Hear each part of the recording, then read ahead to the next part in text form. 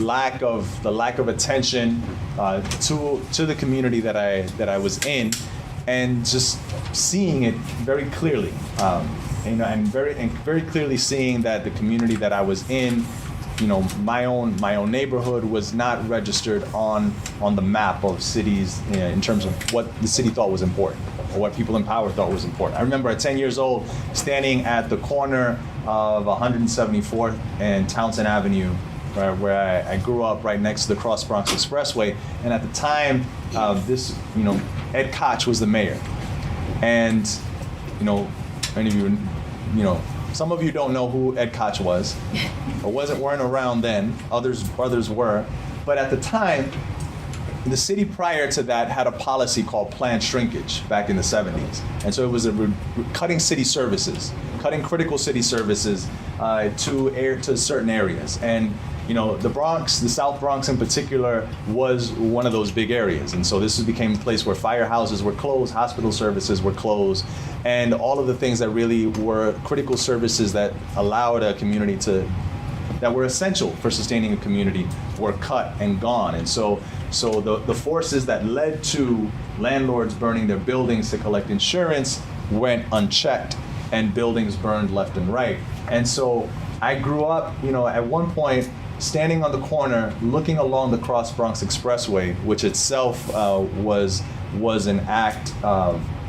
itself a result of policies that were rooted in disenfranchising communities and running roughshod over communities with a particular agenda, and having the negative consequences of that. But standing there at 10 and looking out at the Cross Bronx, not just at the Cross Bronx, but looking alongside the Cross Bronx and seeing a set of windows all along the highways and along the major thoroughfares. So along the train routes and along the highways and major streets, where the city had decided, and this was part of city policy, that instead of redeveloping many of the buildings, what they would do were to paint facades along the windows. So windows that were gutted and empty would be painted over. And you had little silhouettes of people with potted plants and curtains. And so that's what you saw. And I remember at 10 years old looking at that and thinking, they don't care about us. And that was the thought that went through my head. And so from that moment, and earlier and later, what I took from that was that in terms of how my community was going to develop, and how it was my own life was going to develop, and the life of my family, that it wasn't going to come, the things we wanted were not going to come from the people that I thought of as in power, or the people who were the ones responsible for fixing up the buildings. And so the trajectory of redevelopment in the Bronx that is not talked about, but is really one of people organizing in their own communities and developing their own communities. So from coming together and forming community gardens, community cleanup associations, drug treatment programs, and really transforming their own communities and building their own schools. So that was something that had taken off and had developed. So if you go to the Bronx today, it's very different. There's a legacy that's rooted in that. It has a long history. But that trajectory is one that moved me then to seeing that in other places. So seeing that wherever people had been disenfranchised or marginalized, wherever there's been a transformation of that, it's come from the people who were actually being impacted, coming together and self-organizing, and then come the other dollars, and then come in the support, and then the media attention that drives it further. But it had always been that. So I got really inspired when I wound up going to college in Georgia, in Atlanta, Georgia, at Morehouse College. And then at the time, I had learned about the work of the Federation of Southern Cooperatives. The Federation of Southern Cooperatives it's a cooperative entity, but they support cooperatives in the South. And particularly, they support the creation of cooperatives among Black farmers. And they've been a principal organization, a key organization that has allowed Black farmers to retain their land. in the face of large industrial agriculture that has crept over, and in the face of real estate development that has made anything but farming much more lucrative, they have been able to really retain support they've been able to retain support for cooperatives, for land and agricultural land and farming amongst the African American community in the South, by being able to pool resources and having black farmers pool their resources, hold land together, being able to develop support structures such as distribution centers, marketing vehicles to be able to support farmers. So these are cooperatives of cooperatives that they have created. And so I took that example, and that has just had been etched in my mind as something that is really viable and builds on a legacy of people coming together and building resources amongst themselves to better their own communities.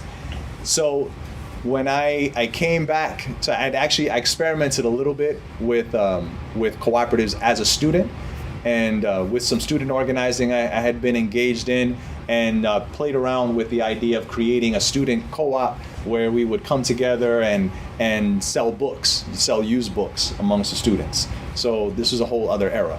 But selling used books amongst the students, and then that would be a way where we could cut our own costs. So that was an experiment at the time. Many years later, I found myself back here in New York City, back home, and working in the Bronx, working with community organizations that were engaged in fighting for environmental justice and fighting against environmental racism. And something that I learned through the environmental justice movement was, and this has just been a core principle of mine that I found reflected in the cooperative movement, is that it's the people who are on the ground, who are facing the brunt of whatever the problem is, who come up with the most creative solutions to that problem, and who deserve and have a right to making decisions about whatever the issues are. Because if you're the one living it, then you should be the one that's having decision-making authority. So I found that, as that was a core principle for us in the environmental justice movement, and a key problem that we all recognize within the realm of global environmental problems is a lack of accountability, and that we exist today in a climate we exist today with global climate change as a problem because we have corporations that run rampant without any clear accountability. No accountability to the communities that their operations are contaminating. No accountability in any realm. The accountability vehicle in any corporation exists within the boardroom. Who's actually making decisions, and what's the impact on them. So if we had businesses where smokestacks of operations were actually pointed into the boardrooms, we'd have very different kinds of businesses. So recognizing that as a problem, just a lack of accountability, and what would an accountable society look like, or an accountable economy look like? It would look like one where the people who are making decisions are actually impacted by the decisions that they're making. And so run that all across the line. So that's the thinking that drove me personally towards cooperatives, and worker cooperatives in particular. Because in cooperatives and in worker cooperatives, you have businesses where there's a clear line of accountability. So it's the people who are actually doing the work that are the ones that are actually making decisions about the company. And you have a much, much greater connection to the community that they're a part of, because people who are working in a place are generally live within that area, wherever that business is located. Now, of course, it's different where you're talking about people who are working virtually, you got people scattered across the country, but by and large, businesses are place-based still. And so you have businesses that operate in a location. It might be a neighborhood, it might be a city, but they operate within a location, within a place, and that operation has impacts. So to the extent that the people who are actually working there live in the area, then they have a direct connection and direct interest in what happens in that area, and what their business is actually doing. So that was a core principle for the environmental justice movement, and I saw that reflected in the cooperative movement.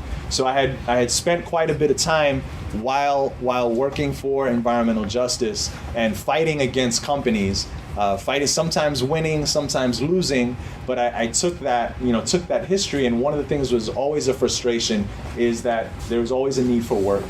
There was a high need for work, and so these companies would always make the argument was, well, we're creating jobs. We're creating jobs for people.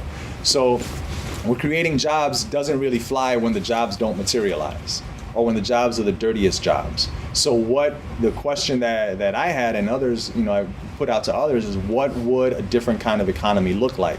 What would it look like if we structured a business along the lines of what we value when we talk about social justice?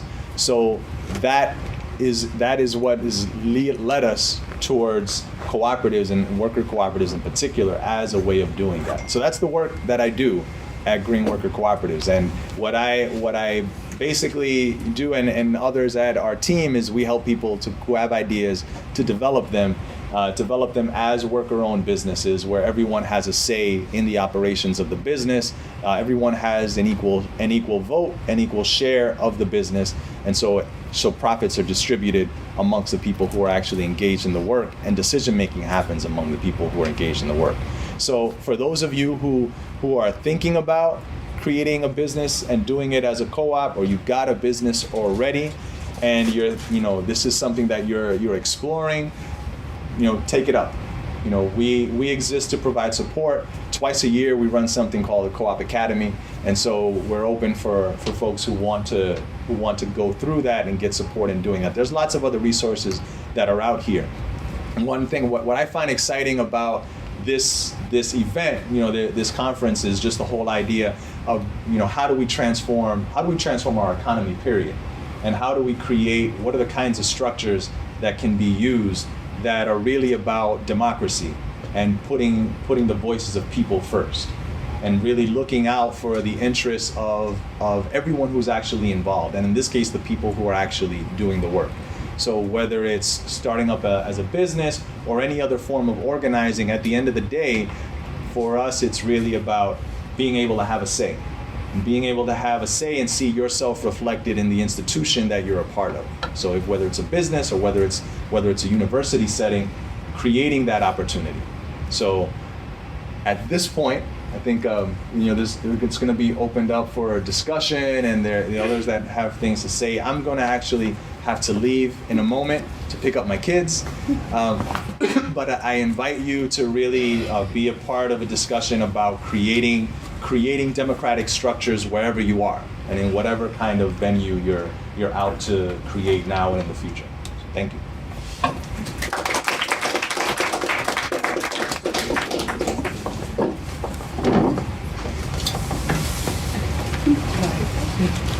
Okay, hi everybody. My name is Zoe Carey. I am a PhD student in sociology here at the New School for Social Research.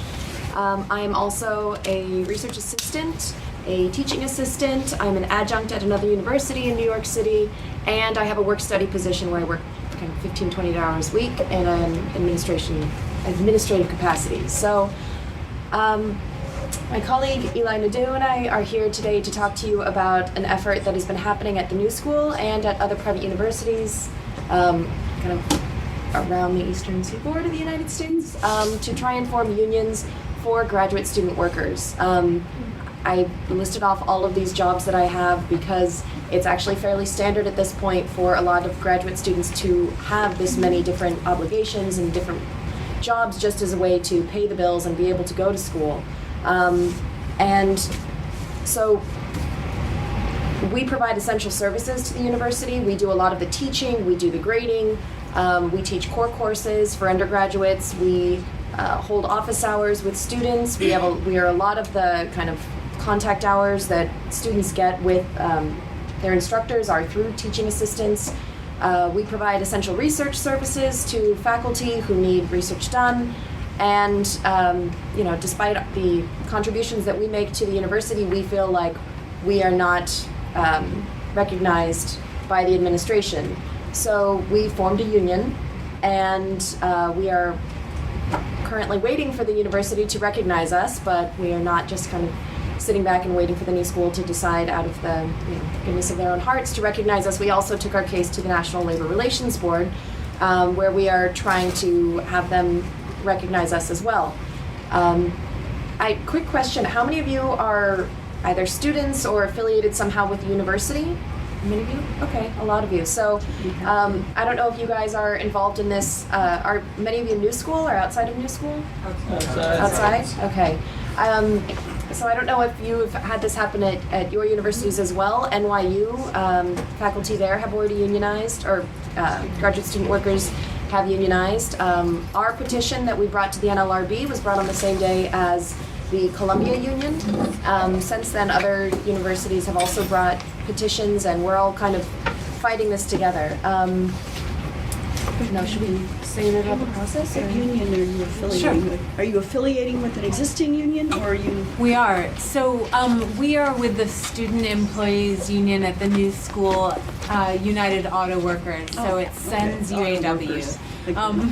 And we actually, so I just have a little bit of history that we could tell. I'm Eli Nadeau. As Zoe said, I'm a master's candidate in the politics department, the New School for Social Research. I also did a Master of Fine Arts in Creative Writing here in nonfiction and poetry. So I've been here for a minute, and it's a real pleasure to participate in this town hall. Thank you to Laura and Omar for facilitating, and it's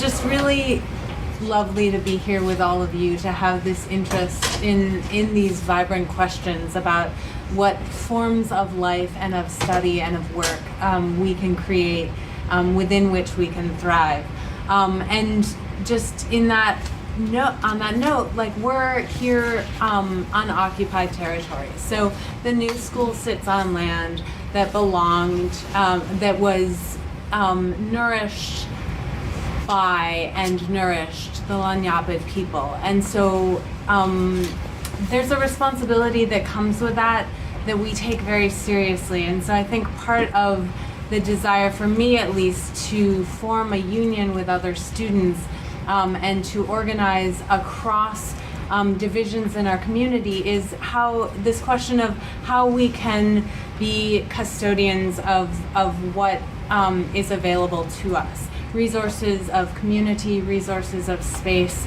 and time and care. So that's a motivating question that has brought a lot of us to the table. And as Zoe said, I'm a teaching and research assistant here at the new school. I also walk dogs and babysit children and make coffee for people. And so there are a lot of ways that we have to also work really hard to sustain this privilege and this pleasure of being students and workers. But we've felt that it's been very worth it.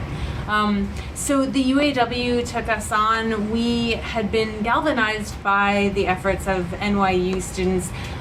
So just to frame this a little bit, in 2004, graduate private institutions are not compelled by the National Labor Relations Act to recognize student unions in the way that public institutions are. And the distinction is that graduate students at private institutions were judged to be primarily students, not workers. And that distinction was upheld in a decision that the National Labor Relations Board made against Brown University students who were organizing in a union in 2004. Since 2004, they threw out all of the petitions on the table. NYU, after their contract ended, they were not able to form another union that was recognized. And so they had to fight really hard. And this fight has been ongoing at Yale and at Harvard and at Villanova and at Columbia and all over the country, actually, in these public and private institutions. Public school graduate students have had a little bit of an easier time, but it's, the culture with labor unions has not always been a super smooth ride. As if anyone is coming next Friday, there's an event celebrating the life and work of Joe Hill. So we have these histories and these legacies that we have the privilege of building upon. So we asked the UAW to take us on after NYU won private recognition from their administration. It was a triumph and a tour de force, and it was really hard work. And we benefited from their hard work, as we have with a bunch of other people. So last year we did what's called a card drive. We went to what we thought were the eligible people who would be in a bargaining unit, teaching assistants, research assistants, project assistants. We started with grads because we were working, we were a pretty small and scrappy group, and we had to recognize the limits of our resources. So graduate students in those categories were the first ones that we went after. We actually had 75% of the eligible students sign cards, and that was the people that we reached out to. It turned out to be pretty adequate, more than adequate. It was what's called a supermajority, and the UAW was a little bit taken by surprise, but they were pleased, and they've been great. The UAW, we had some questions as a group of organizers about whether or not we would want to affiliate ourselves with the union at all, with UAW, who had organized other graduate organizers. And those questions were sustained, and any reservations we had have been ameliorated by the way that they have really created a structure within which we could act, and then stepped right back and let this union sort of be the creature that it needed to be without imposing any dictates about what they thought it should be. Of course, they'll benefit from it, but so will we, and that's our hope. And so we delivered these cards. We were super excited. We had like 375 cards that we brought to the National Labor Relations Board offices in Midtown, and then Columbia showed up, and their students were like groaning under the weight of these huge file boxes, and they plunked the file boxes down, and we were like, oh yeah, and here's our card box, right? So it was lovely though, because of course Columbia is enormous, and their efforts to organize their students to reach out individually, department by department, person by person, and have these difficult conversations, that in itself to me is a really good reason to organize a union, because how many of us get an opportunity to really talk to one another about what creates the lives and conditions of our study? It's kind of unique. So the NLRB had hearings. The administrations at both Columbia and the New School have been restrained in their responses. We thought at one point that the New School would voluntarily recognize the union. They showed some signs, but they didn't, and they've been politely Stalling. stalling. Yeah, they've been stalling, and happily. They're not our only avenue. Independent recognition is not the only way that we will get our union recognized. And in fact, a couple weeks ago, as some of you may have learned, the petition of the New School, student employees at the New School, UAW, went to Washington, D.C., and they agreed to hear our case, which is significant, we believe. And we believe that the momentum that has surged around the country with all of the graduate students laboring to bring their labor to the forefront at their universities, and to say, we are students, but we are also workers. And these universities work because we work. And the New School's petition, as it goes before the board in DC, whenever they decide to actually sit down and talk about it, has the potential to overturn Brown. And that's what we hope it will do 11 years later. So that's pretty momentous, and we're really excited to be part of this. And that's how things stand right now. We are encouraging the administration, no matter what happens, to recognize the union. They have options available to them, of course. So far, they have not launched an anti-union campaign in the way that Harvard administration has done, for instance. And there are a lot of ways that an administration can demonstrate that they're against a student union. And there are a lot of reasons why they might want to do that. We are asking this administration to recognize the democratic sovereignty of the students, and to allow the union to have a vote and actually to go forward and bring us to the bargaining table. So that's where SENS UAW stands. We've had some events that we've invited people to. We had a work-in a couple weeks ago on the steps of this beautiful new building, trying to demonstrate, like, what are you, new school administration, interested in cultivating here? Do you want to spend your money on lawyers, litigations, and logos? Like, we had this really expensive new redesign of our font. And yet, the students who are paying to study here, who are taking out loans, who are going into debt, who are doing everything we can to maintain these conditions, all we want is to be paid a living wage. It would be awesome to have healthcare. It would be really great if we could concentrate on our studies and concentrate in delivering the services, as Zoe mentioned, to the other students that maintain this incredible opportunity of education. So we would like to say no more new buildings, thank you very much. We do not need any more logo redesigns. We would love for you to stop paying those lawyers. We trust that they will be able to get other jobs. We're not really worried about them. Rechannel that money, give those resources back to the students who are here and trying to live and trying to work and trying to study. So that's where things stand. And I would just say one more thing is, you know, our this process that we're going through of forming a union and trying to get the university to recognize that graduate student workers are both students and workers, and those two categories are not mutually exclusive. It's part of an effort to try and imagine what the university should look like. I mean, across the country, we've seen an increasing corporatization of universities. The price of tuition has skyrocketed. We all know about the horrors of student debt right now.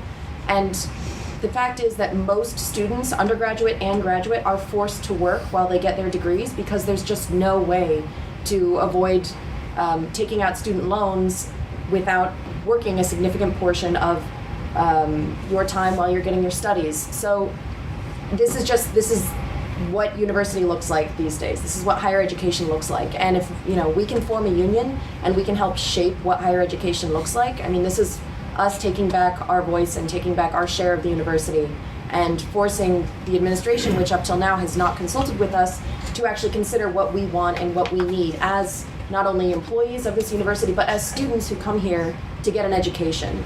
We have a right to say what the conditions of our learning and our working should be. So. You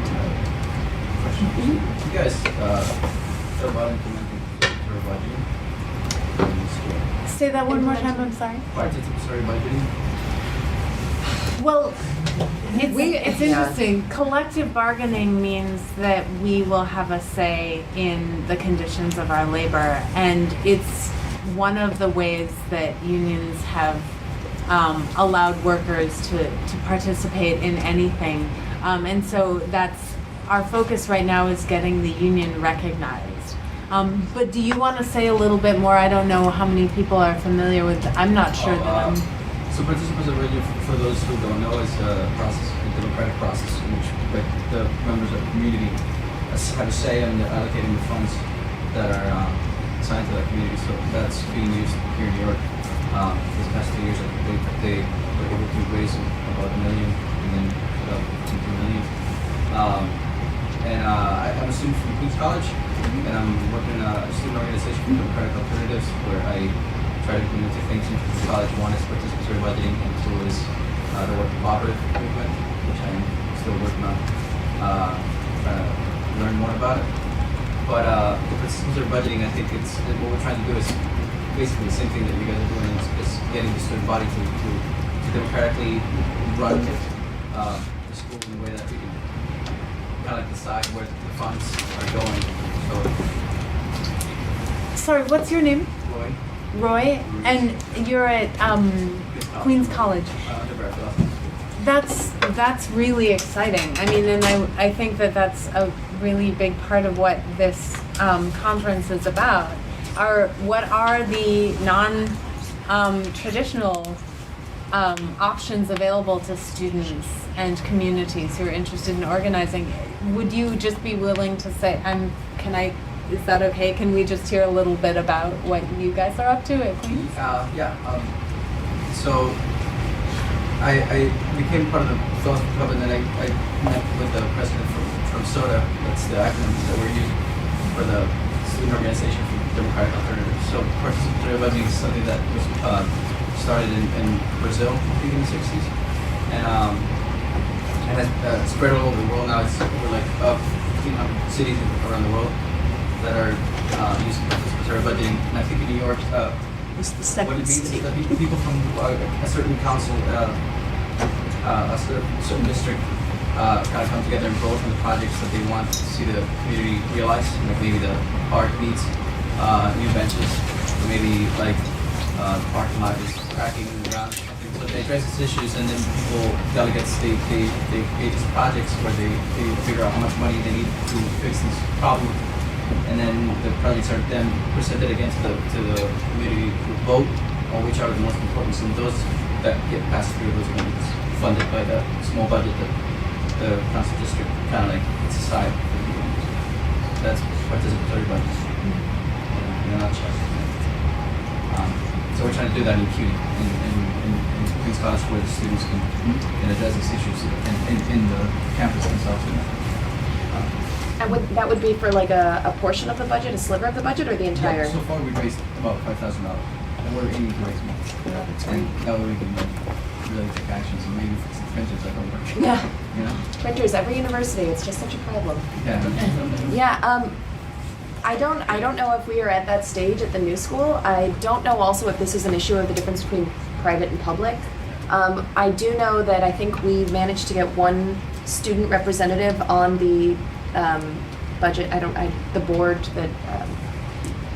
So it's getting access to the budget for anyone in the community here at the new school has been really challenging, actually. And historically, at one point, I think not even the provost had been given access to the budget under John Carey. And don't quote me on that, but I think that we have fought very hard to have a say in anything.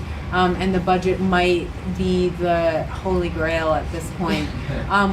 But it's a very serious consideration, and the question of raising money in order to have access to resources is, I think, one of the fundamental principles of cooperative budgeting of that sort, right? And so one of the ways that we might want to resist this discourse of the students raising money, for instance, at the new school to take care of problems, it could be really elegant and really useful for us to do that. What we would like to have is more of a say in these conditions as they're administered from above. So the hierarchies in universities generally, I think public and private alike, are pretty fierce. And our hope by having a union which by nature is representative, so like we would have to know if we were to be elected to bargain, to go to the bargaining table, we would have to know what is important to the students.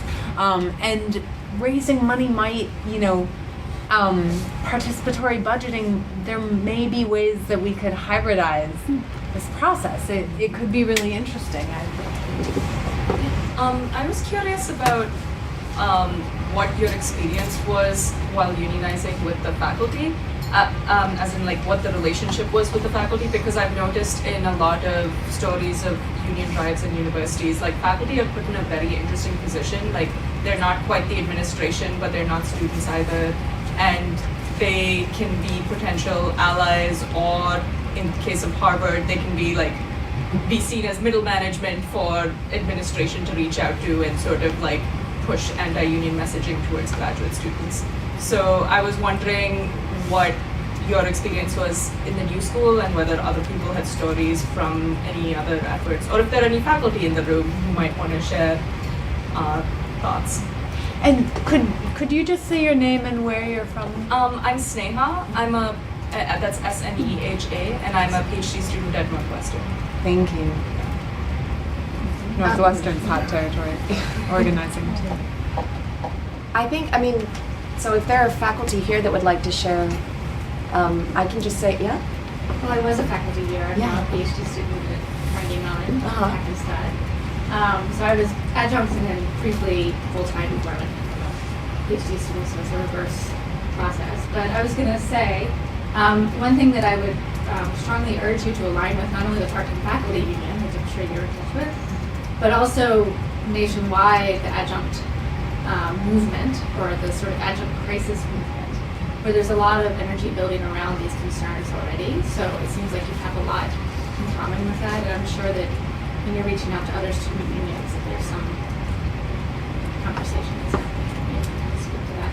Yeah, But I also thought I'd mention that the participatory budgeting was an organization in New York that was started by a high school grad student who did his PhD on participatory budgeting. He was a friend of mine. Oh, okay. So I'll have yeah, to look Josh into that. Lerner, yeah. Actually, I saw it for some reason. Yeah, great. Josh Lerner is his name? Yeah. Well, so thus far we have had, in my encounters with faculty, and from what I've heard from other union members, faculty have been incredibly supportive of our effort to unionize. I guess part of that could be, the new school does claim to have this very progressive legacy, and though the administration today may not embody that progressive legacy whatsoever, the faculty certainly do. We found a lot of faculty to be very supportive at first. I think there are often questions about what it is that we take issue with, but they know that we're overworked, and they know that we should be able to focus primarily on our studies and not have to juggle 4 or 5 jobs at a time. And I think a lot of faculty also probably feel a bit torn about the fact that, they have students who work for them either as TAs or as RAs, and they know that these students are working so many jobs, and they know they also have to prioritize their studies. And I think they're also in this difficult position of feeling like, they are, in a sense, our bosses, but they don't control our wages and they don't control our hours. So, are there? I'm faculty too at the College of Staten Island, and I think you bring up a good point about being in the middle. So it's hard. I think the city university is 4-to-1 adjunct to full-time, and I think that's pretty much everywhere. So I don't think it's actually possible for them to give us the money that we want unless then that's going to go on to the students. So if we are in the middle, like you said, and if we do get the students to help us, right, because the people at the top aren't going to help us, then the students are going to get screwed in the end, because that's where they're going to get the money from. So I don't want to be a downer, but I'm wondering what the... Well, they could cut their salaries, right? They're paying lawyers, they're spending money on logos, they have a board of trustees. Who the Board of Trustees may not be aware of what the students want their budgets to be allocated for. And so our job, and why we're here and why we're doing this, is to make them aware of those factors. And it may sound incredible to imagine that people wouldn't be aware of the adjunct crisis, for instance, but the adjuncts at the new school are one of 5 unions that the administration deals with, and they're strong and excellent, and they have been so supportive and generous with their time and their energy with us. So we know that when this happens in the new school and across the country, these alliances are only going to get stronger. We are only going to get more determined in our ability to collaborate to make our needs central and primary. It's a matter of distribution. They don't need to spend money on a new logo. If they want to raise money to create a better university, to make the new school name go out into the world as a powerful place that people want to come to, the way you do that is by creating the conditions of study for people to come and study and work, to creatively live and learn, right? Yeah, I just wanted to ask, I'm a student from Boston actually, but I just wanted to ask, when you say they, when you refer to they as people who you're kind of struggling against, I guess you could say, who is it that you're referring to? Do these, so far it just sounds kind of like, nebulous groups. And I don't know who they are. Are they people, like you mentioned, the board of directors? Are they large foundations that provide funding to the school and thereby call the shots? The Board of Trustees administer the budget, and that power is given to administration that is that we are not told exactly who our they is. And so that gives us a little bit of a struggle. Like when we address our claims and our petitions, to whom may we address those? David Van Zandt is a figurehead. He makes for an easy addressee, but we have to hold that possibility that our knowledges are contingent, and all we can do is claim our truth, and all we can do is say, these are the conditions that we hope to create. We want to be able to come to the table. Bring us your they, like manifest yourselves to us. Have the courage to claim your budgets or whatever, your priorities, and they'll say, oh, well, we got this special grant and the logo didn't actually cost the university anything. Bullshit. It totally cost the university something.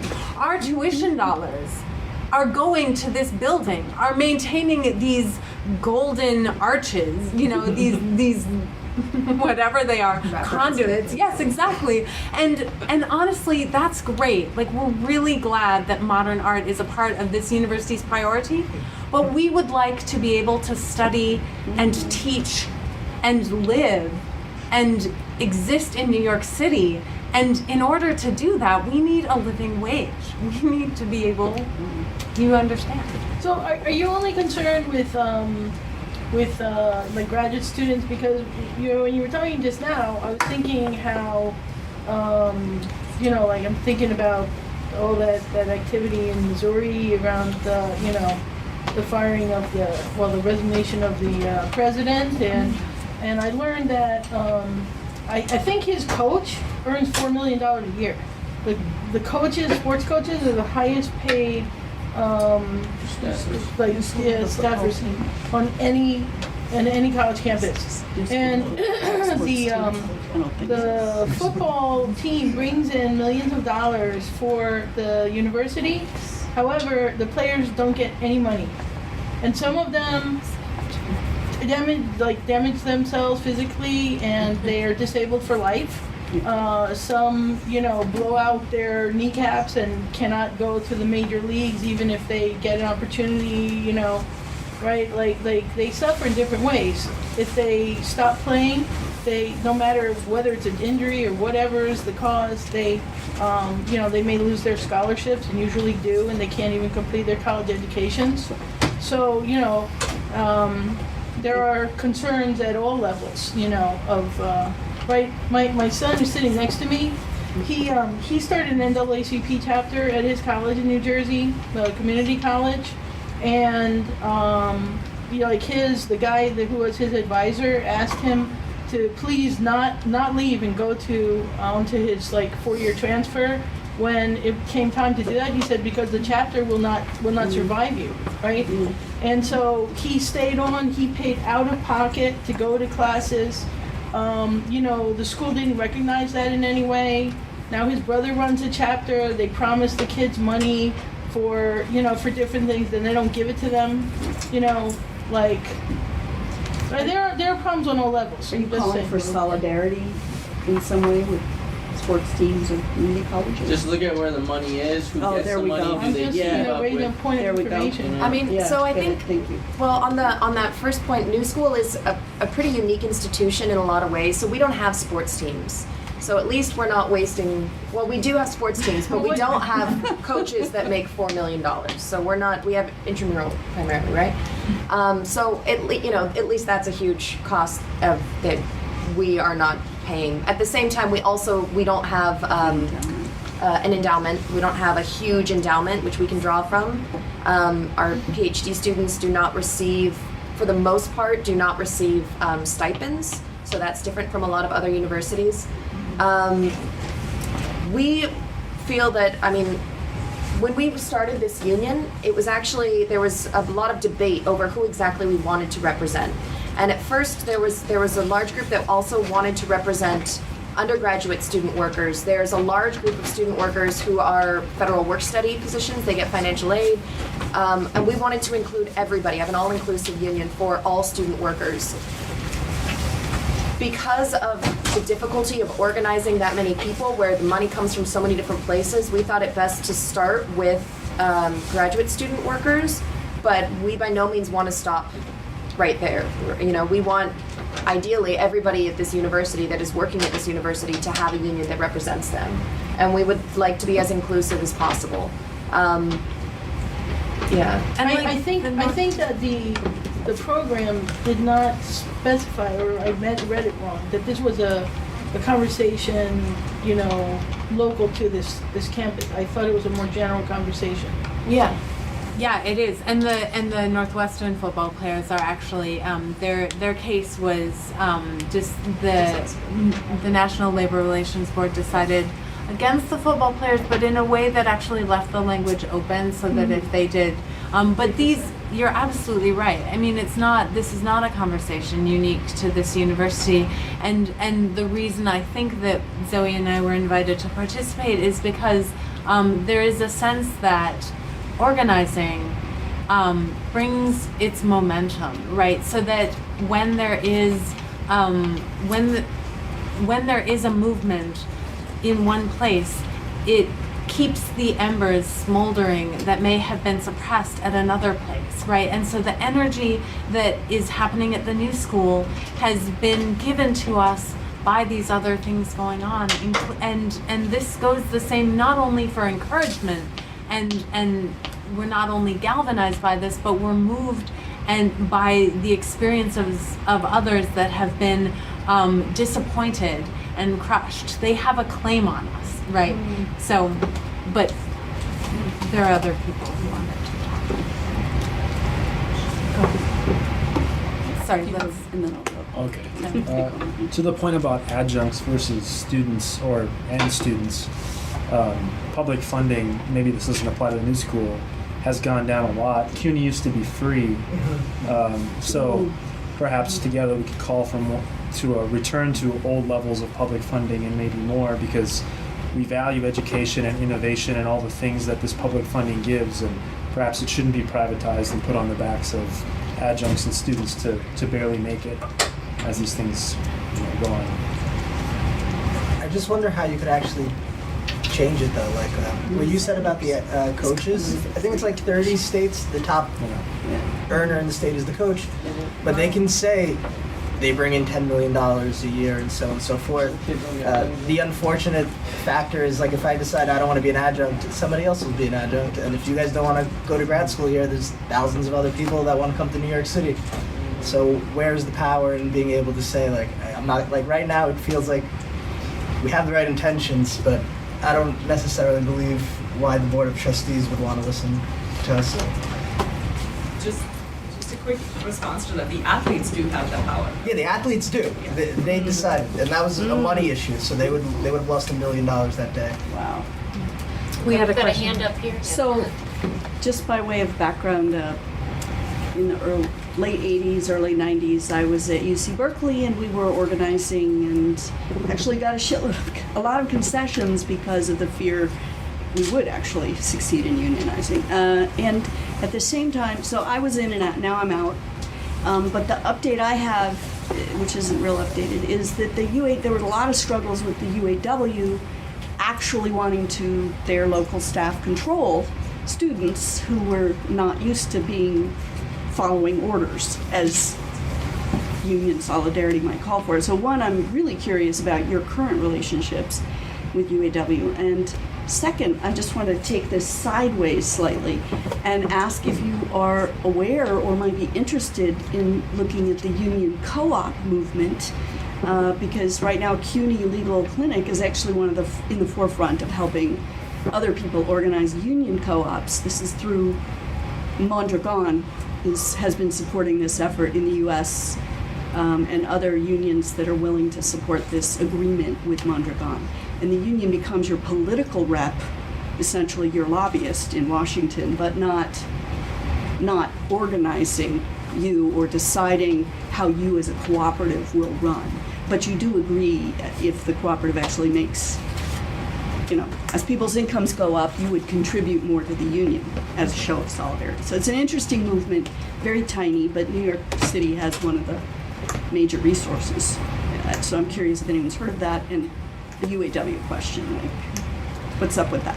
Do we want to take a couple of questions and answer, or do Throw we it in the mix. I think you Well, mine is like a very different question. I don't want to move us like Okay. onto a different topic. We So can I, save I it. have, Just say I have something to say on this topic, right?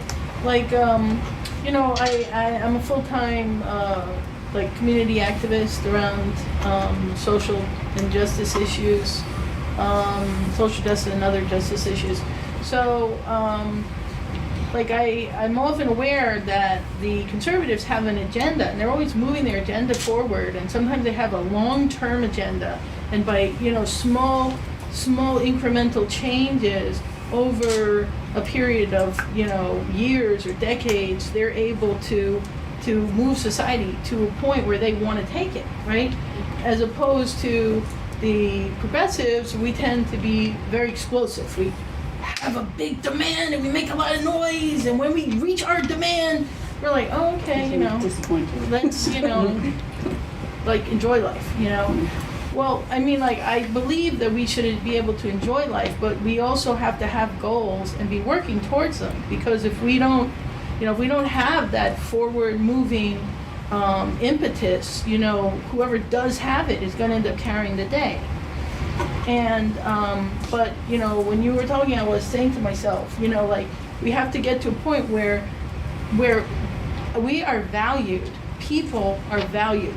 Not because we have strength, not because we have economic clout, not because, we have powerful voices or a lot of money or, we get in the paper, but because people are valued, that should be one of the ongoing goals in whatever we're doing, is that we get to that point. So, just because, to get back to the UAW question, as we said, we had reservations about aligning ourselves with an existing union because all of them have had problems. And what we decided to do was sort of take the temperature of the students. And the mandate that we received when we checked in with the student workers that we were hoping to represent our conditions are such that we will not be able to sustain our studies. We need representation. We need a union because we need to change these conditions now. And so for us, there may be a lot of different models that we can explore in the future, but for right now, the university is negotiating with 5 unions. The adjunct union is very strong. There are structures that are working, and because the UAW has been so hands-off and has really allowed the student workers at the new school to have agency with the union we create, we have continued to work with them very happily. So I hope that answers your question. Hopefully they've internally learned. They've had 10 years with the University of California system, so. I also, I think, didn't mean to different diss it. I cases just at wanted different to know. universities, it's also different Yeah. people. But in our case, they've been incredibly supportive and very hands-off, and when we need guidance or advice or consultation or, funds, right? We could never hire a lawyer on our own. And they've I'm not provided questioning legal your counsel. being involved No, in no, this. no, of Please, course, don't but I'm just get me saying, wrong. they've been very supportive in a way that's not controlling whatsoever. And it was very refreshing, and really, for those of us that are, have been kind of constantly organizing, it's been really an affirmation that we made the right choice in working with them. I've got the 2 questions back here, and then the 2 over here. Other workers on campus, are they unionized? They're not? Have you talked to them? So this is other workers on campus. So I do not believe any other student workers on campus are unionized. non-student workers. Yeah. Mhm.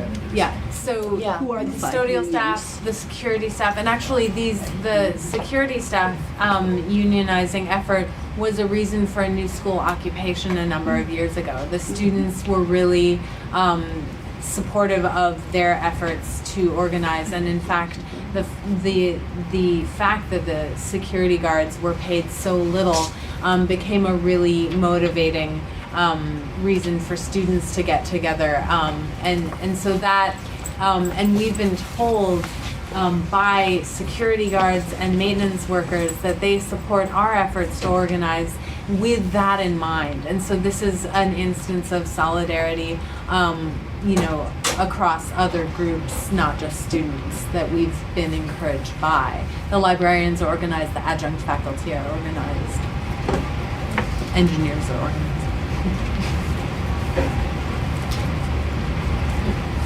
If I may ask, in this position, Yeah, did you still have a question? I did. You kind of touched base a little bit, but I was wondering, as far as I came from like a manufacturing background and that with an organized and driving. Now, do you guys have a legal and tactical self-defense? Besides like the labor lawyers from the UAW to help you when they take off the gloves and start to, where they don't really concern themselves with legalities. In areas where like the law is kind of toothless in the enforcement. Do you guys have, or are there other tools at the disposal of like teaching assistants and that, as far as to Besides protect- social media? protect the organ- yeah. Well, it's No. it's a different context. It's a real question. Well, the strike is what, Right. what has been the typical. The strike works if you're organized. Yeah. Unless you're talking And Wildcat. a number situation. of campuses actually couldn't get a strike vote. So I just, this is 5-10 years ago, 20 years ago. Yeah. But Teaching that's something to assistants, consider. Too, we would have the problem of how do they protect like them from like suddenly being expelled, in addition to a wage thing where you're losing your wage. Now you have a setting where they could also hold it over to you while they're going to deny your degree, you still have a big loan, and now you can't practice your profession. These are all questions that we have considered, and that the UAW lawyers and their counsel have been supportive in fielding our questions, and we do have strategies and ideas in place. So that it's a very real concern, and we've taken it seriously, and we're glad that the administration hasn't brought it to that point. Right. You never know. You never know. Yeah. Form a sports cooperative and just toss the ball around. I mean, thankfully we haven't had to kind of resort to any of these, more extreme measures yet. But I think it is also worth mentioning, though, that there has never been any evidence that students who tried to unionize at other universities were discriminated against in future hiring by the faculty. So that's usually a big concern. Precedent for that type of thing. No, there's That's the privilege. yeah. Right. Amen. Thank goodness. It's fortunate that I guess I'm going next because that has happened. In fact, I'll say my name, but I won't say where I go. David, and we. I go somewhere where the faculty senate was disbanded when they tried to add clinical faculty to part of their faculty governance structure. The president was just like, no more, and it went away. It was written up in the Chronicle and everything. You can go look for that. But very recently it was reinstated, Yeah. but it has no teeth. Yeah. They can vote on where to get the ice cream for their next social, but that's really and the student government is pretty similar.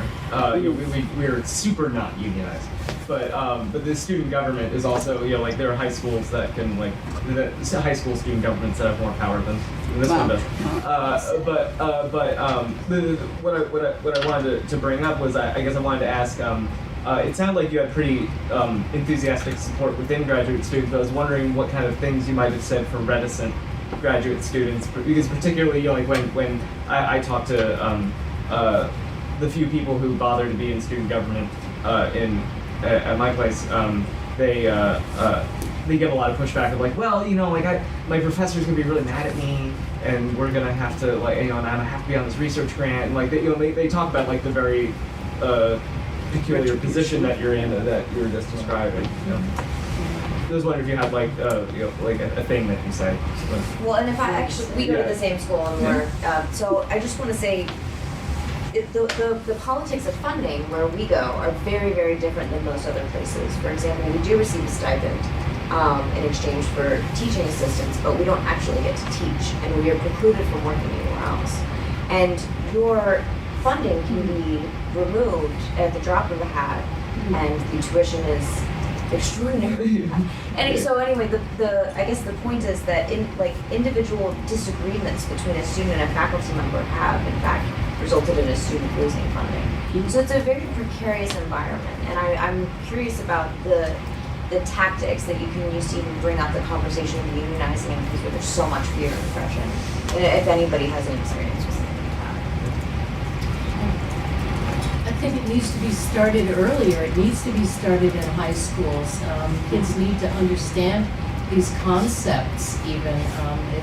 It's usually not a part of the curriculum in a high school.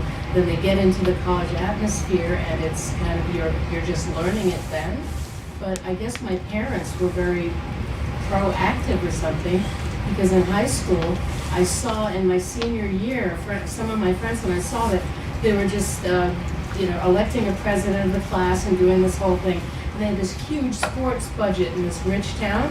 So my friends went around and wrote my name on the blackboard, and I was elected as a write-in candidate. And the first thing I did was take over the sports budget and used it to do things like form groups that would have a sister town that was poor somewhere in the South or somewhere else.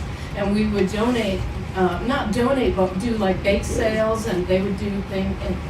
And people, that was in 1971, and just about a few months ago on Facebook, I ran into a guy that was on the football team at my high school. He's like, yeah, you're the one that did that horrible thing. I said, yes, I am. Wow. But it has to be started earlier. These understandings of what you said, people are valuable. People are valuable, so it has to start with that understanding and how you can help support people's value in your community.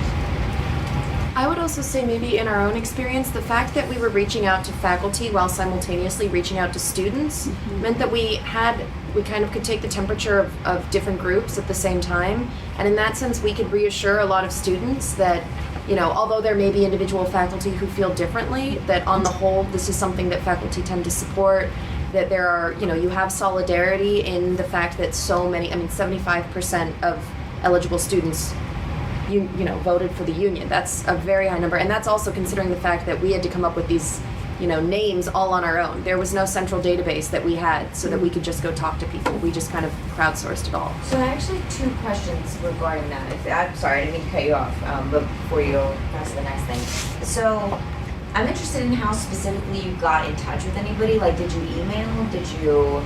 Because there are certain things that people will not email. Yeah. In our school. And that's really why. Yes. Yeah. And 75% participation, we would have absolutely no shot at getting anywhere near that, particularly because we're not a very socially conscious campus. But again, because I don't think that many people would want to sign their name to a card in this. So I guess I'm curious about how do you actually physically talk to somebody? This is one of the reasons why the UAW organizers were really helpful getting our campaign kicked off. And the campaign at the new school had been sort of bubbling as possibility for a couple of years before last fall when we actually went to and did the card campaign. So most of those contacts, we depended on the experience of NYU students who had organized and who had done a card campaign on their own campuses, which was really useful. And so this is one reason why the structure of the union, of the extant union, was helpful.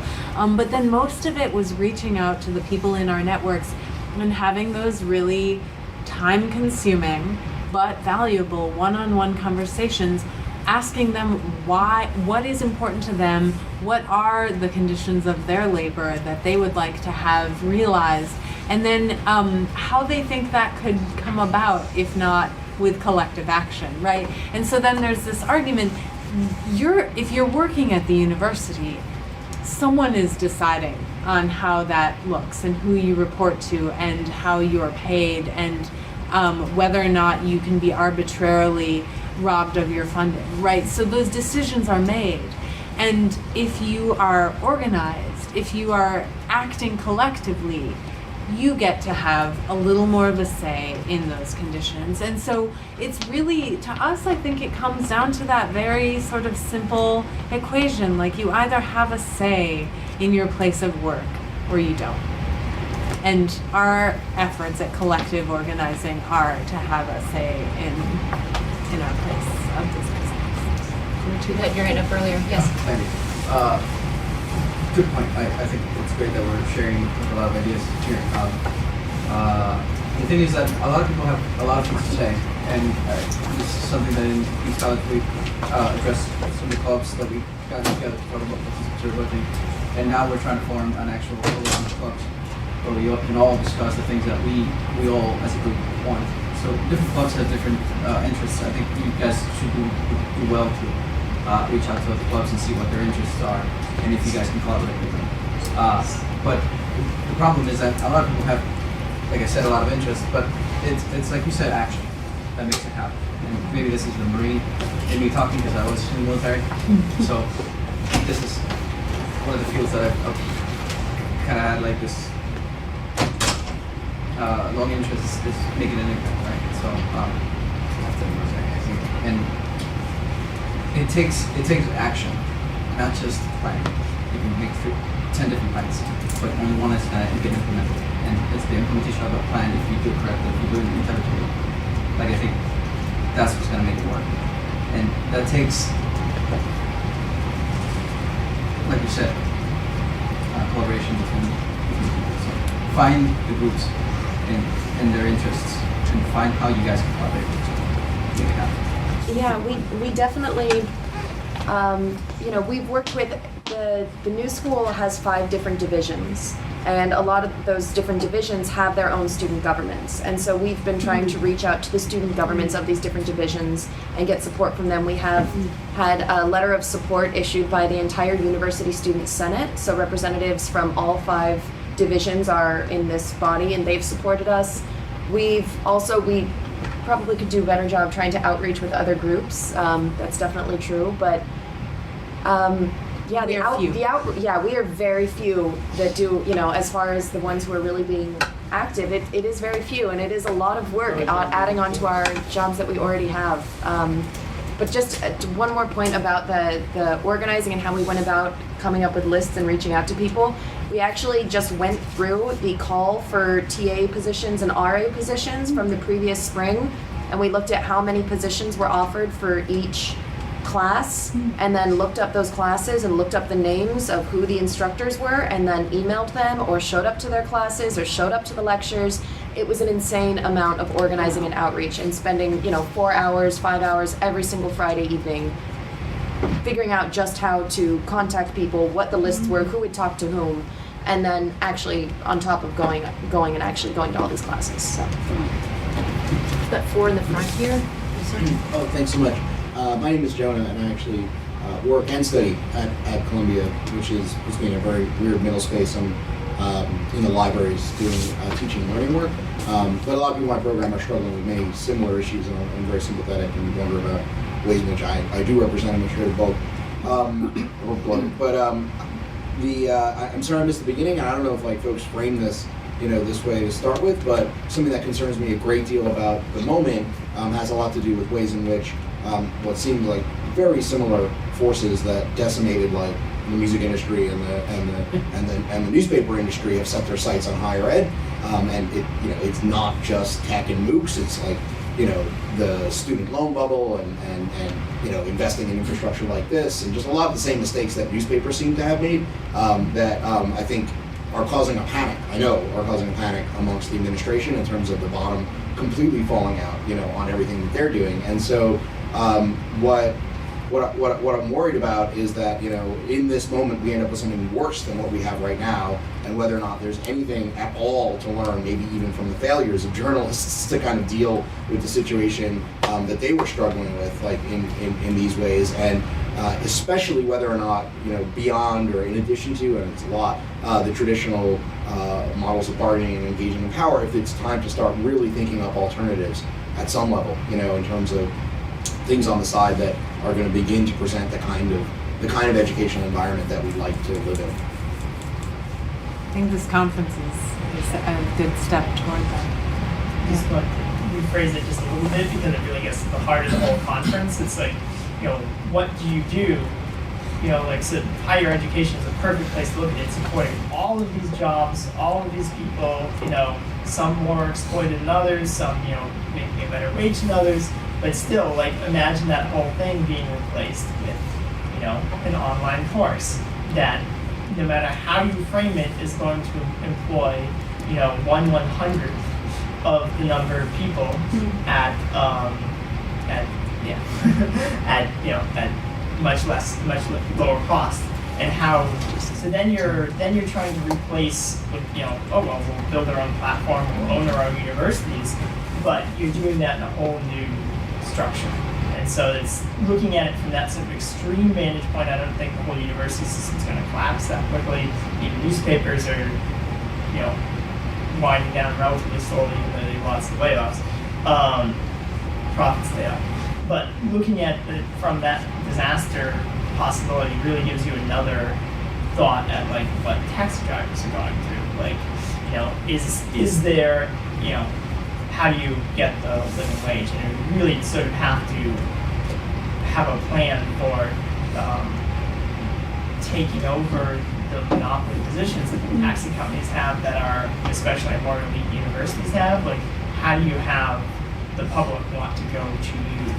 I mean, the Lingua Journal comes to mind with those academics that just left Elsevier to run their own journal. I mean, that's the beginning of an idea for where and how you can reclaim ownership, at least over the scholarly communication and production of knowledge in those ways.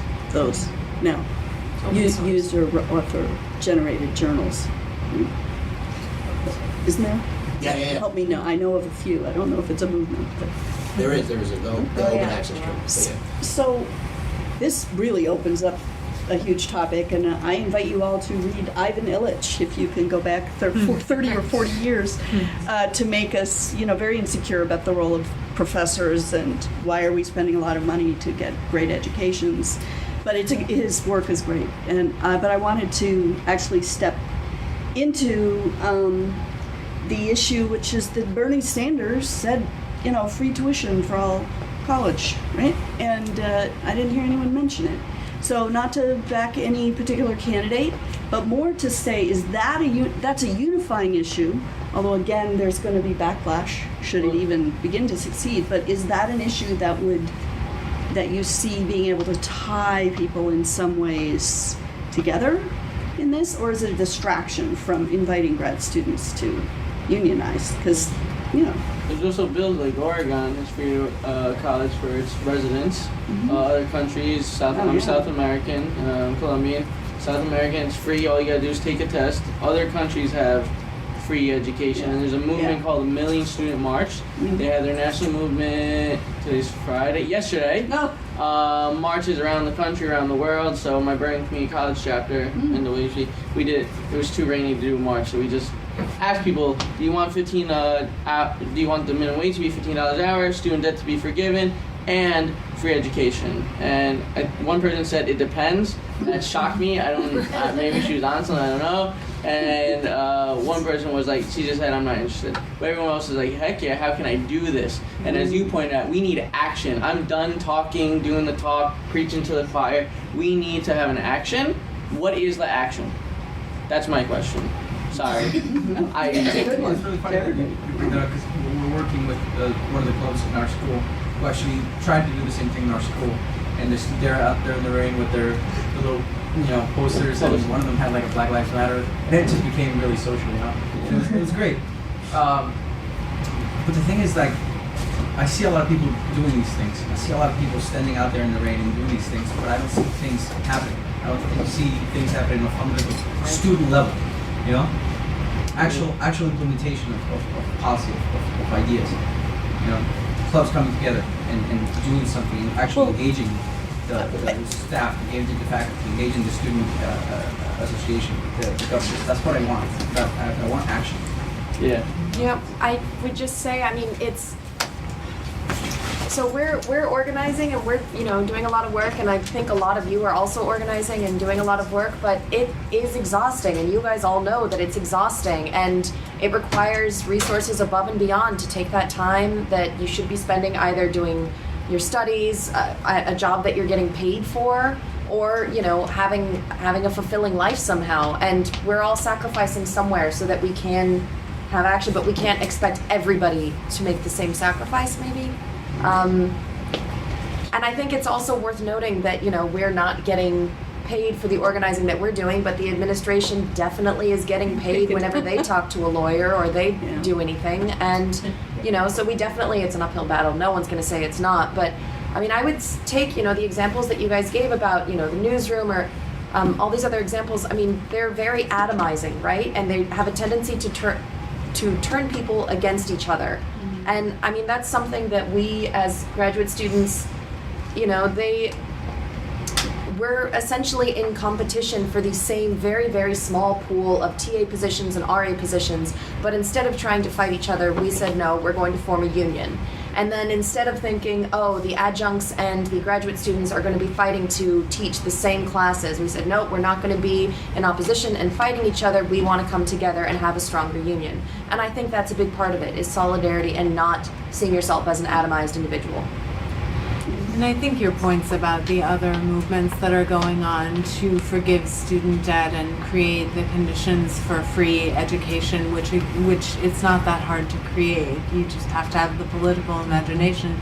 That these things have to be able to be held and pursued simultaneously. So we need to be able to, you know, organize in unions because it gives us an opportunity to talk to one another and not be in opposition to one another, to recognize that these stakes are bigger than each one of us individually. But we also have to have that larger political imagination. It's absolutely essential for us to put all of this in context. You know, we have a privileged position of organizing, and there are many, many people who are struggling against conditions that are way worse than ours. And it only behooves us to be able to recognize that and come together across these divisions that are trying to be maintained. 2 hands in front here. My comment will change a little bit over the last few discussions, but what I keep hearing is sort of this conflict between more traditional models of organizing and what I think the inconvenient truth is that we're not in a traditional model of exploitation. And so there's like this kind of fundamental need to look for new models of organizing, which I think is why this is in this conference, right? It's really about, and this is a comment I think that maybe Julia Shore, Yochai Benkler made earlier today about, you know, trying to, like, yes, it's really important that we sort of defend the exploited and we find ways to you know, bring a higher standard of living, bring better wages, bring benefits. But I think it was Julia Shore said it's actually more important that we restructure. And so that sort of has to be kind of at the top of the list. It's like, but it's a hard thing because actually the thing that you need today is food to pay money to pay the rent, right? And so the thing that's the most important is something you have to defer to. And I think also the sort of lingering comment about, you know, being in a non-traditional model of exploitation, I think that this kind of focusing on the kind of structural conditions rather than the personal conditions will provide better, easier bridges to the different levels of administration so that they see that the sort of, they're aware of a lot of these sort of crises and they're struggling with them. And so if you can link your crisis with their crisis, I think it's going to be a more powerful way to move forward rather than the more traditional model of exploitation. And this is just kind of my more general sense. Like I'm not arguing for anything particular. It just sort of feels like that's some of the tension I feel in the room. Are you thinking there's finding common ground with the administration and even board of the university? Not so much as just kind of a strategy, but as an essential element we are all in of the this conditions together. we're in currently. That Okay. it's a, you know, it's not, we're not working in factories, we're working in a networked economy that with, you know, models of accumulation that are very hard to trace. And so it's not as easy, like the sort of, the students are implicated in this model as much as exploited, right? And I think that's something we have to kind of contend with as we work on these things. I would just want to add to that I think that, in terms of the models that we're discussing, of which there have been many, and also some really interesting discussion of how they connect or don't, that there have always been precarious workers, right? There have always been workers who were not represented by unions. And so I think that historical models include those, right? The worker centers, for example, immigrant rights movement, other ways that sort of non-traditional workers have had to come together. And so maybe those are some of the platforms for us to kind of consider and think about. And your question helped me kind of think of that. Did you have a question? I don't remember raising my hand, but I do have a question. I might have imagined it. Yeah, you just felt it. I read your mind, yeah. So I came in a little late, so maybe you talked about this, but just, and I guess this gets to the question they were asking of like organizing transient populations. So I have more experience with tenant organizing, and there's been this big issue with in New York City with rent stabilization.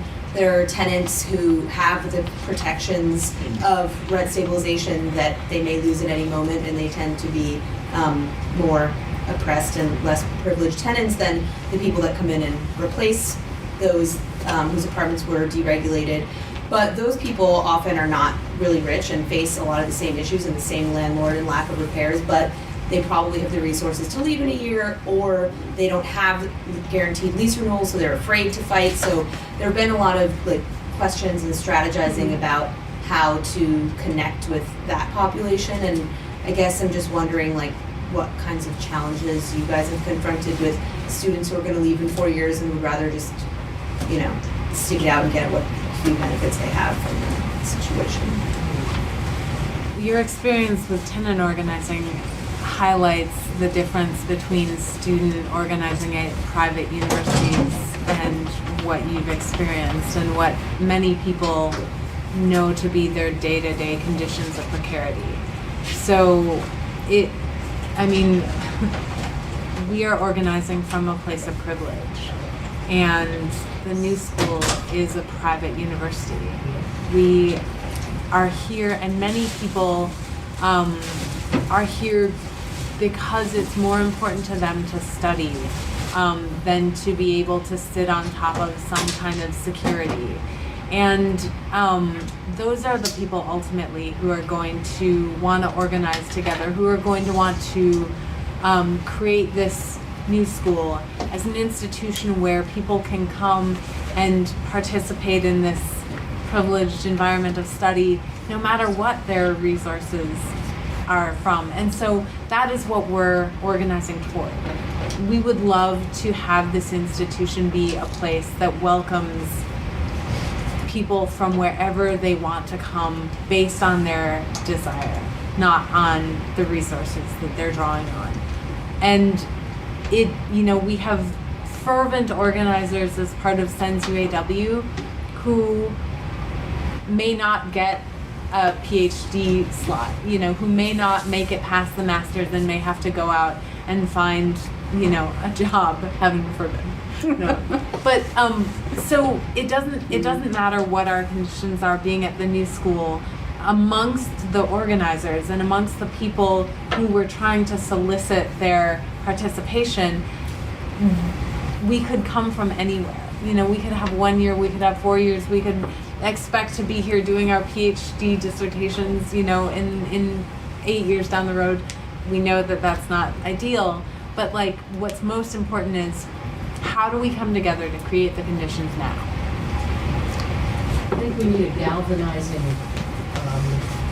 thing that just like back in the 70s, there was a big upsurge supposedly in the news about battering and domestic violence. There all of a sudden became a plethora about movies of women being beaten by their husbands, their fathers, and stuff. Finally, a movie was made with a famous actress, and it was called The Burning Bed. That changed things on a political scene too, because that spawned the creation of all these battered women's shelters. Before that, it was not understood. That one movie made it understood by a poor woman and a rich woman and everyone, and men and people in between. So we need a galvanizing thing for this cooperativism and unionizing that gets everyone, like her suggestion about getting a common thing that these people need. Maybe Oregon, maybe the higher education plan in Oregon will be our galvanizing force that we can rally behind. There you go. Over here. I agree with you in terms of like galvanizing, and Roy in terms of like action is more important than planning. Yes. But if people don't care, then it's hard to get action. Exactly. And so I don't know if people care enough. So then to take it the other way and just like cold facts, do you know how much it'll cost for you guys to get what you want? Like how much is it going to cost the school? Because it's going to come out of a pie. And until you just say like, if the number is absurd, like $200 million, now we're going to change our feelings for the Board of Trustees because we might be like, oh yeah, that's impossible. We want to get to the table, and that'll cost them nothing. Yeah, this is the thing. The university keeps telling us that we're in a different situation. We don't have a huge endowment. We're not Columbia. We're not NYU. We're not asking for what Columbia and NYU graduate students have. We're just asking to at least have a say under the conditions in which we work. Right. And they won't even agree to that. They won't even sit down at the table with us to say, you know, you're not allowed to cancel a class the week that it begins and then have a student be left with no employment, right? Just very, very basic things. We're not saying that you automatically have to give us, you know, huge stipends and all this. They won't even agree to talk to us. So they won't agree to a meeting. No. They won't agree to a union, and They won't the agree to reason talk that to us we're as a forming a union is because we want to enter into collective bargaining, and so that we can participate in that crucial discussion about distribution. So just a huge step back. Traditionally, like the most powerful rallying cry and what's all the organizing has been under banner of socialism. And that's been sort of the unifying factor for people who are like the most into the movement. And apparently people are into that today also. But I think, I mean, if you kind of go back, and I do think it is important to argue on like very fundamental foundational first principles, and you can make a very clear argument. It's a little hard to condense into one thing, but that you either have to be for capitalism with regular redistribution of wealth, or for socialism, or you're calling for something that is blatantly unfair, inefficient, you know, squandering our opportunity as humanity. And I think that's sort of the level we do need to always sort of, I mean, I think that's where tons of people are coming from here, and I think that needs to be put out in public, and that'll hit what tons of people have said about a little bit of galvanizing about how do we move society where we want it to go over the long term while we're working on other issues. So just trying to inject the huge picture back into it and have that to Okay, up here and back there. Thank you. So I want to really respect and honor the way you've carefully thought through what you're trying to do.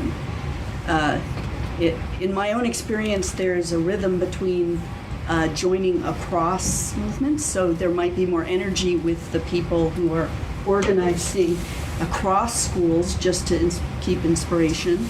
But I also want to honor that long-term success is that you're building real relationships here and now. That's going to move you through. And then just tactically, you know, you all have some very famous alumni who perhaps exemplify why you would want to come to this school, and many of them, I have no doubt, would be very supportive of what you're doing, especially given that you're saying you're trying to get you're struggling against the negativity that's crushed unions, which is somehow there's this mass movement of selfish people who just want to undermine good-hearted nonprofit institutions. Anyway, I just put it out there that you probably have those allies, and then going out and then coming back in and building your relationship. Maybe there's some rhythm, and that you don't have to do it all. I just want to make sure you all get enough sleep.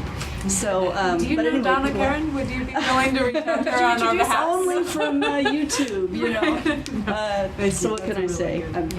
But if I hear of a connection, I will pass it on. But you could just call her up, drop her an email. I don't know. That's gonna say it probably wouldn't be a bad idea. I'm sure you guys are probably already on it, but to gather intelligence on any sort of quote labor consultant. We call them union busters, but I mean it's like their euphemism, labor consultant.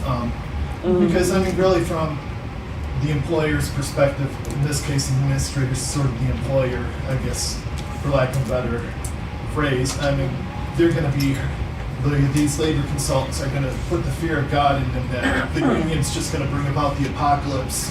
But they already have 5 here, so really, they're just kind of bullshitting. Granted, I mean, this isn't the first.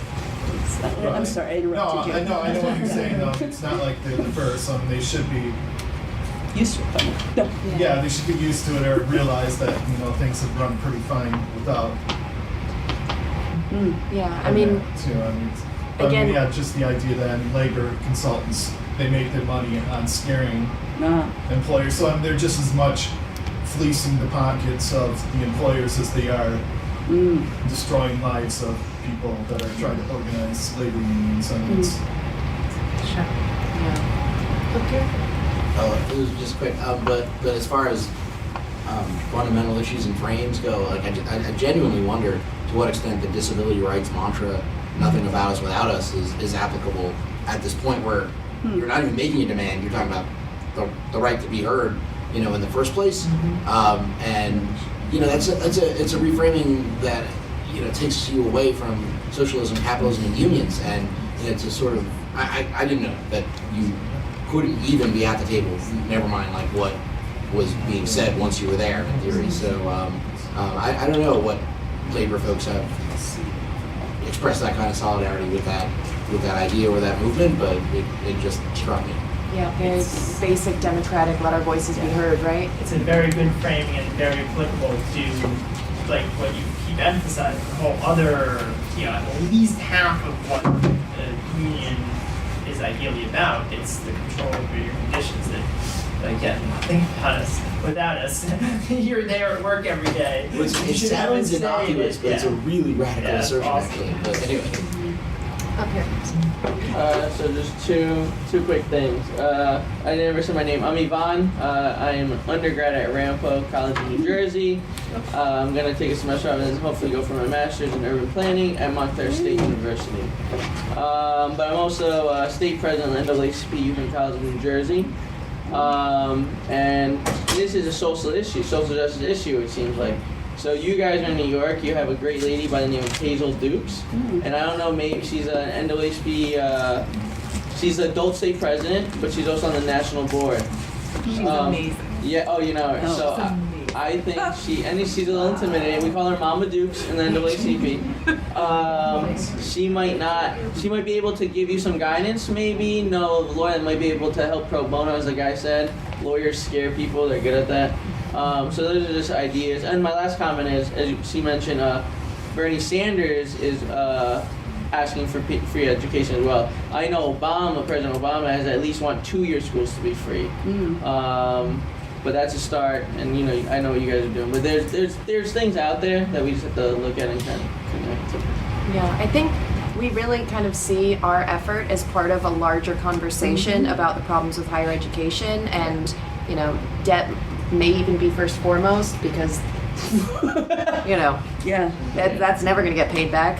Speaking from someone with substantial debt, so that's part of it. All of these conversations are important. Should be understood. So I wanted to support the cooperative, coming from where's our common ground. But I also want to say that I think it was the Department of Education that is starting to demand that the for-profit schools, but also private schools and presumably public schools, actually publish like actual cost benefit. Do you remember reading articles about this? So and there's a delicate issue here. One is that people who are concerned about our economy and our global competitiveness within the existing system, which I want reform too, but within that system, our college graduates are literally the thing that's going to make American capitalism succeed. So there's this interesting intersection that I just think you are at that perfect time, and it's beautiful to hear. And I just invite you to use that, I shouldn't use bullet terms, but to use that information and intelligence to build a realistic bridge, which is that, there's a bigger world that needs you, and at the same time we're bankrupting our future generation to take it on. And the statistics are probably look bad, and maybe New School doesn't want to see those statistics. No, yes. We Sure see don't. Just some that are encourage. pretty Do terrifying. you have Not these statistics, but just others that we've Yeah. encountered. All right. Any final remarks Thank you for or your work. thoughts? Thank you so much, all of you, for participating in this amazing conference. And thank you, Laura, for your kind facilitation. Thank you, everybody. And we're sorry that not all of our speakers came, but I think this was a really rich conversation. So many thanks. Thank you guys. Thank you.